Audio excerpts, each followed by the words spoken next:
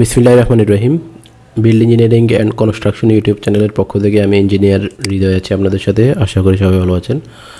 আজকে ইট্যাপসে দুইটা ছোট কমান্ডের কাজ দেখাবো, যেগুলো অনেক সময় খুবই কাজে লাগে।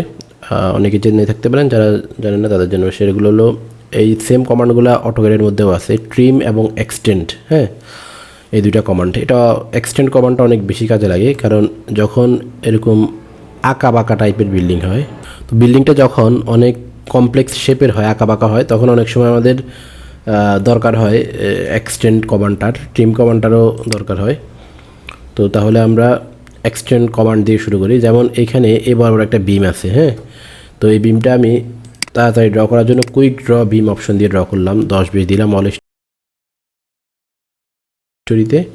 ওকে, দেখেন তো আমি যদি এখানে দিই তাহলে হবে, কিন্তু জিনিসটা এখানে একটা মানে এটা দুইটা বিম হয়ে যাবে, এটা একটা বিমে হবে। আমি যাচ্ছি, হ্যাঁ, এটা একটা বিমে হবে। তো সেজন্য আমি এটাকে এক্সটেন্ড করে দিব যাতে এটা এই বিমের উপর এসে পড়ে। হ্যাঁ, এই পয়েন্টে এসে পড়ে বা এই বিমের উপর এসে পড়ে। তো সেটা কীভাবে করব? তাহলে এই যে এখানে সিলেক্ট করলাম, এটা সিলেক্ট করলাম। এই প্রথমে জয়েন্টটা অবশ্যই সিলেক্ট করতে হবে।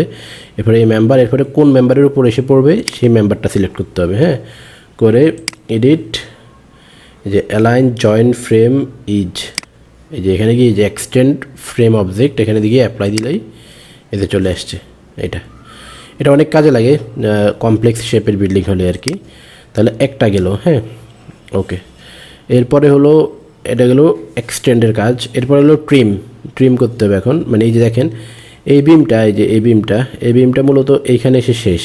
হ্যাঁ, এখন এটা এখানে এতটুকু বাড়তি আছে, এখন আমি যাচ্ছি এটাকে ট্রিম করে দিতে। হ্যাঁ, এটাকে কেটে দিতে। তো সেটা কীভাবে করবো সেটাই এখন দেখাবো। প্রথমেই এখানে এই জয়েন্টটাকে সিলেক্ট করতে হবে, এটা খুবই ইম্পর্টেন্ট। এখানে কিন্তু এই প্রসেসটা সম্পূর্ণ আমি যেভাবে দেখাচ্ছি সেভাবেই করতে হবে, আদারওয়াইজ এটা হবে না। এই মেম্বারটাকে সিলেক্ট করতে, এই জয়েন্টটা সিলেক্ট করতে হবে, কারণ আমি এইটাকে কাটবো, এতটুকু কেটে বাদ দিয়ে দিব। হ্যাঁ, তো এটা সিলেক্ট হওয়ার পরে এটা সিলেক্ট করতে হবে, এই মেম্বারটা সিলেক্ট করতে হবে। এরপরে কোনটা সাপেক্ষে কাটা যাবে, যে এইটা সাপেক্ষে, তাহলে এটা সিলেক্ট করতে হবে। এবার এডিটে গিয়ে এডিট অ্যালাইন, যে অ্যালাইন জয়েন্ট ফ্রেম ইজ, এখানে গিয়ে ট্রিম ফ্রেম অবজেক্ট, এই যে দেখেন ট্রিম হয়ে গেছে। তাহলে এখান থেকে এটা এখানে চলে আসছে। তাহলে এভাবে ট্রিম এবং এক্সটেন্ড আপনারা কমান্ড ব্যবহার করে আপনাদের মডেলিংগুলো সহজ করতে পারবেন। এইটা আজকের ভিডিও এতটুকুই। তো আজকের ভিডিওটি দেখে যদি আপনি কোনো কিছু শিখে থাকেন তাহলে আমাদের চ্যানেলে সাবস্ক্রাইব করে বেল আইকনে ক্লিক করে রাখবেন। ভিডিওতে লাইক করবেন, কমেন্ট করবেন, সাবস্ক্রাইব করবেন। ধন্যবাদ সবাইকে।